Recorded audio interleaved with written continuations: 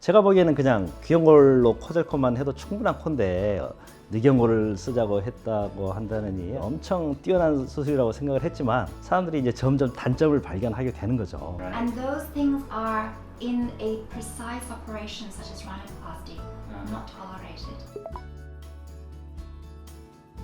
네, 그래서 저희는 사실 코에 지지대를 세우지 않고 그냥 귀연골만 사용해서 수술을 현재 많이 하고 있는데요. 이제 그것 때문에 지지대를 꼭 써야 되는 거 아니냐 이렇게 물어보시는 분들이 사실 많이 있거든요. 근데 제가 그동안 해온 결과를 보면 지지대 없이 충분히 예쁘고 오똑한 코끝을 만들 수 있다. 저는 얘기 드릴 수 있을 것 같습니다. 제가 원래 이비인후과 전문이기 때문에 그 비중격을 이용해 가지고 비중격 연장술을 해서 코끝의 지지대를 강하게 만들어주는 그런 스타일의 수술을 처음부터 이제 시작을 했었거든요. 비중격 연장술을 제가 거의 한 15년 넘게 지금까지 사용을 해왔던 것 같습니다. 그러다가 갑자기 대전환이 한번 일어난 거죠.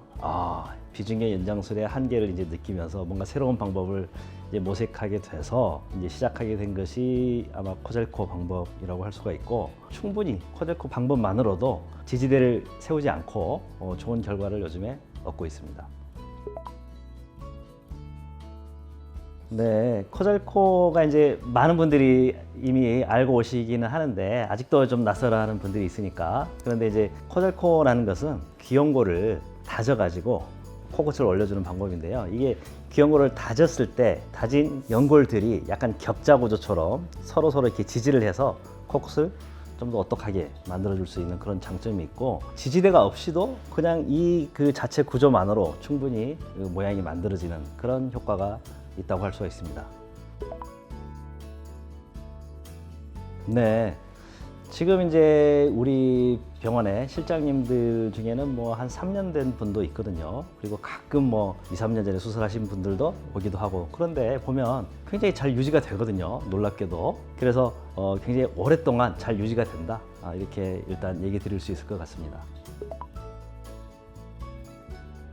네, 저는 뭐 아주 특별한 경우 아니면 개방은 하지 않고 있거든요. 제가 이제 처음 코 수술을 시작한 것은 개방을 해서 비중격 연골을 채취를 하고 비중격 연골로 단단하게 지지대를 만들고, 이런 이제 수술 방법을 제가 15년 이상 써왔거든요. 근데 이제 현재는 그 방법을 잘 쓰지 않고 비개방으로 그냥 귀연골만 사용해서 코끝을 올리는 이런 이제 방법을 주로 쓰고 있는데, 간혹 아직은 개방을 쓰는 경우도 있긴 있습니다. 그런 경우는 어떤 경우냐면은 코끝이 많이 낮은 경우에, 그리고 이제 선천적인 기형이 있거나 지나치게 코끝이 많이 떨어져 있거나, 그런 경우에는 그래도 어느 정도의 지지대는 또 만들어줘야 되거든요. 그 위에다가 또 코젤코를 추가로 할 수가 있고, 그렇게 되면 훨씬 오똑한 느낌을 또 줄 수가 있거든요. 그리고 어떤 분들은 이제 굉장히 화려한 코를 원하시는 경우가 있는데, 그런 때도 마찬가지로 지지대를 만들어 놓고 그 위에 코젤코를 하게 되면 굉장히 또 화려한 느낌을 줄 수가 있거든요. 그래서 이런 특별한 경우에는 아직도 개방하는 방법을 쓰고는 있지만, 대부분의 경우에 뭐 그냥 자연스럽고 화려한 스타일, 요즘에 많이들 얘기하시는 자려한 코를 만들기 위해서는 그냥 코젤코 방법만으로도 충분하다, 이렇게 말씀드릴 수가 있고, 뭐 간혹 어떤 병원들에서는 이제 제가 보기에는 그냥 귀연골로 코젤코만 해도 충분한 코인데 늑연골을 쓰자고 했다고 한다느니, 아니면 이제 기증늑연골을 반드시 써야 된다 이렇게 얘기하는 경우가 있는데, 그렇게 되면 개방을 해야 되고 또 늑연골을 채취해야 되고 이런 부담들이 많이 있잖아요. 근데 제가 보기에는 그렇게 안 해도 충분히 코젤코만으로도 충분히 나오는 경우들이 있거든요. 그래서 다른 이제 병원들과의 차이는 그런 점에서 있는 것 같고, 저희 병원에서는 개방하지 않고도 비개방으로 충분히 귀연골만으로 오똑한 코를 수술을 하고 있다. 네, 이렇게 얘기 드릴 수 있겠습니다. 네네, 비개방으로 이제 지지대를 넣는 방법도 있는데, 예를 들어서 이제 콜루멜라 스트럿이라고 해가지고 그냥 비주에다가 이제 막대기 모양의 지지대를 하나 삽입하는 정도의 그런 식으로 이제 수술을 하는 방법도 있는데, 그것은 이제 아무래도 조금 약하거든요. 지지하는 힘이 약하기 때문에 큰 효과는 없고, 그리고 이제 비개방으로 비중격 연장술을 할 수도 있거든요. 그러니까 굳이 비개방으로 이제 콧구멍 안 절개를 통해서 이식물을 삽입을 하고 또 비중격에 꿰매서 고정을 하고 이런 것까지 할 수는 있어요.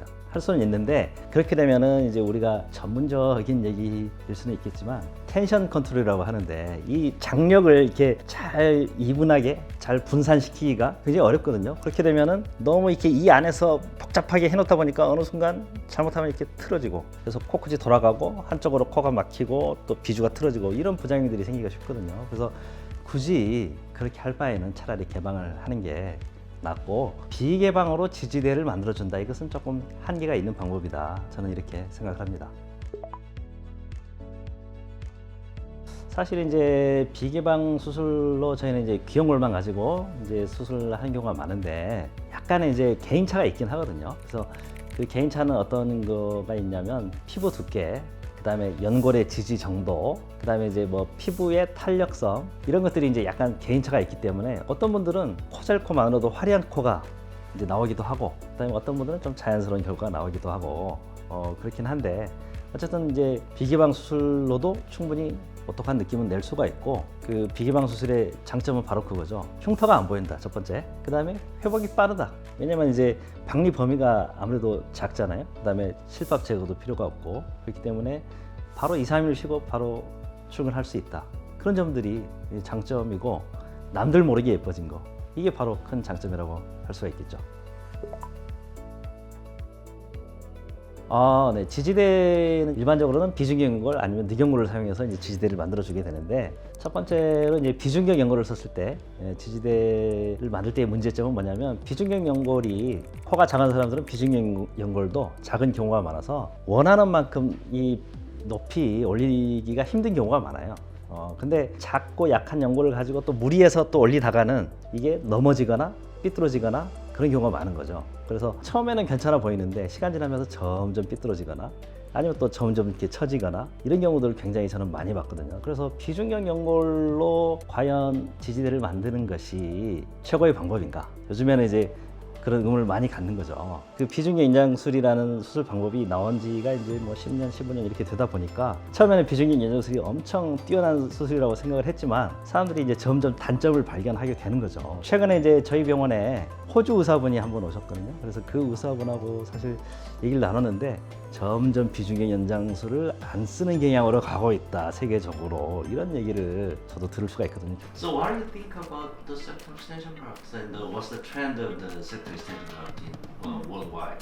I've noticed a significant shift, and it is not just limited to one demographic. It's worldwide, essentially, about the septal extension graft, which had been very, very popular only a few years ago.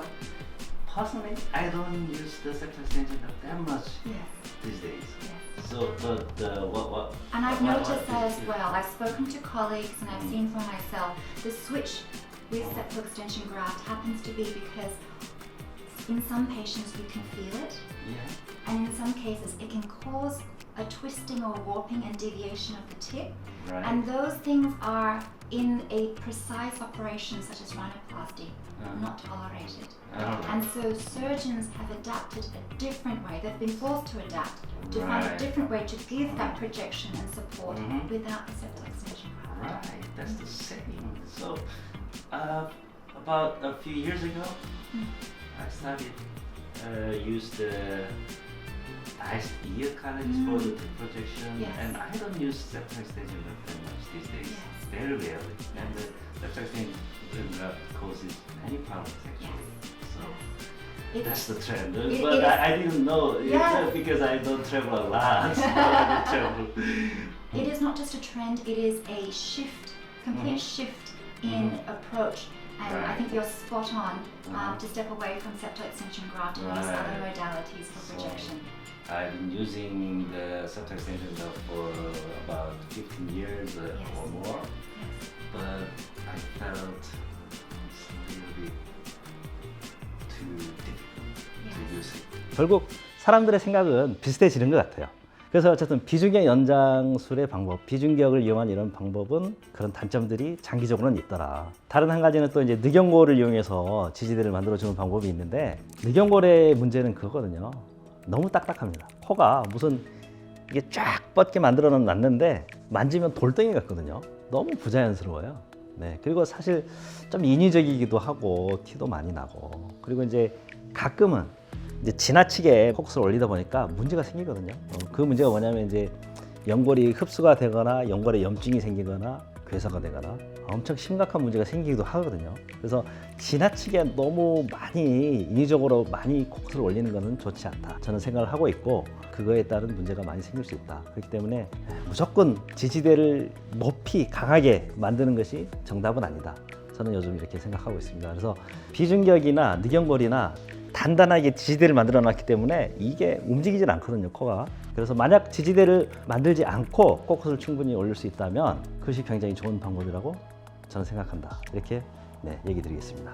네, 오늘도 네. 궁금한 점 많이 해결해 네. 주셔서 감사합니다. 네, 감사합니다.